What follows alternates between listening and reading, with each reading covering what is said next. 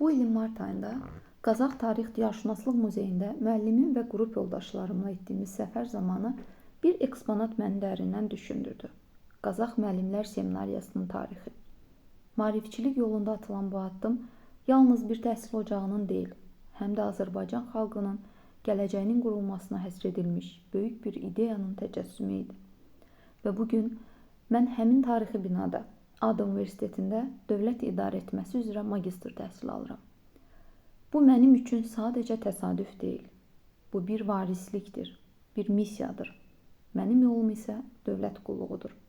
Və bu yol seçim deyil, məsuliyyətdir. Prezident İlham Əliyevin də qeyd etdiyi kimi, hər bir şəxs bilməlidir ki, dövlət qulluğunda olmaq imtiyaz deyil, məsuliyyətdir. İnsanlara xidmət imkanıdır. Hazırda Mədəniyyət Nazirliyinin İnsan Kapitalının İnkişafı sektorunun rəhbəri olaraq çalışıram. Bu sahədə gördüyüm işlər mənə göstərdi ki, insan resurslarının inkişafı yalnız texniki deyil, həm də dərin strateji və mənəvi yanaşma tələb edən məsələdir. Bugünkü dövrdə dövlət qulluğunda çalışan şəxslərin bilik və bacarıqlarının mütəmadi inkişafı, təlim və maarifləndirici proqramlarla dəstəklənməsini, özünü reallaşdırmasına imkan verən mühitin yaradılması prioritet olmalıdır.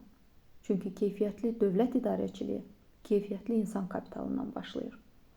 Bu ehtiyacın həlli üçün müasir təlim proqramlarının hazırlanması, peşəkar inkişaf üçün mentorluq və coaching mexanizmlərinin qurulması, həmçinin rəqəmsal texnologiyaların tətbiqi ilə çevik və şəffaf idarəetmə mühitinin yaradılması mühüm əhəmiyyət daşıyır.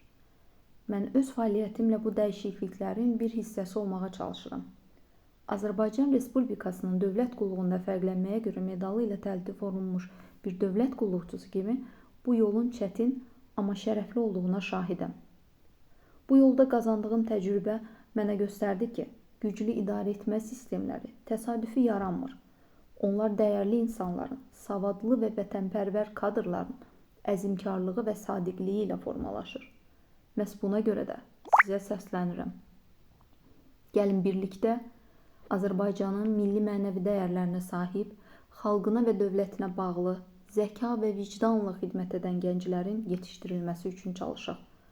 Onları yalnız dövlət qulluğuna cəlb etməklə yox, bilik və bacarıqlarını artırmaq, liderlik potensiallarını üzə çıxarmaq, vətəndaş məsuliyyətlərini gücləndirmək üçün inkişaflarına sistemli şəkildə dəstək olaq.